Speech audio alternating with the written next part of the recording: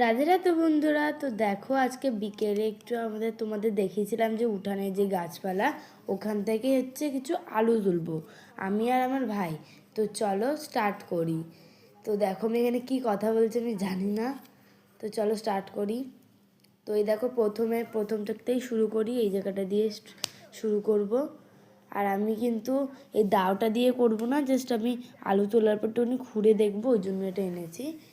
তো দেখো এটাকে, এই দেখো আলু কি যে ভালো লাগছে, নিজেদের বাড়িতে আলু গাছ। তো দেখো এই জায়গাটাতে একটু নীল হয়ে গেছে, ওটা মাটি চাপা দিতে হতো আরও, ওই জন্য। আর এগুলো ছোট ছোট হয়েছে, দু তিনটের মতন দু তিনটে না তার বেশি বড় আলু, তাছাড়া সব ছোট ছোট। এ দেখো আমি গাছটাকে উপড়ে ফেলেছি। আর এই জায়গাটা দিয়ে দেখো মা বলছে দে, আমি করে দিতে গেছি আর ভিডিওটাকে স্টপ করেনি, পুরো ভিডিওর মতন হয়ে গেছে। পরে দেখে ভিডিওটা চলছে। তো দেখো এগুলো এখন তুলছি, তো শুনে নাও শব্দ হলো।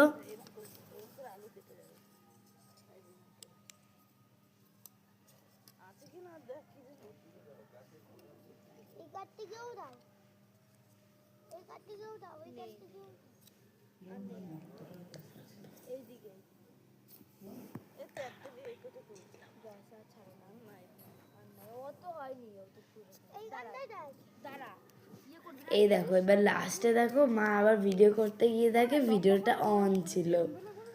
তো তারপরে বলছি এমন না, ভিডিওটা অন ছিল। তো দেখো এগুলো তুলে তুলে আমার ভাই ধুয়ে ধুয়ে রাখছিল।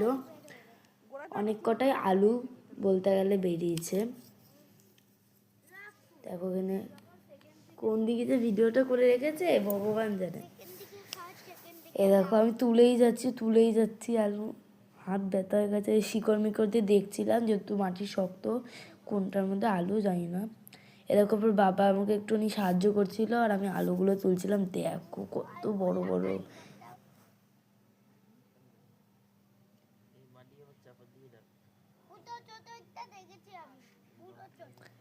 কত বড় বড় আলুগুলো। এই আলু তুলতে গিয়ে না অনেক ডাটা গাছও না নষ্ট হয়ে গেছে, ডাটা গাছ, তারপর লঙ্কা গাছ, অনেক গাছ নষ্ট হয়েছে। দেখো আলুগুলো কি সুন্দর, বাবা খুঁড়ে খুঁড়ে দেখছিল যে তা ভেতরে ভেতরে তা আছে নাকি। পরবর্তীকালে লাগালে আরও সুন্দর করে লাগাবো, এবছর তো জাস্ট দেখলাম। দেখো এক বাটি হয়েছে, মানে যতগুলো জমি দিয়ে তুলেছি আমি আর ভাই, তো এক বাটি হয়েছে, প্লাস আমার চোখেও না কিছু ঢুকেছে। তো ভিডিওটা এই পর্যন্তই। Radhe Radhe, good night. দেখে নাও জায়গাটা।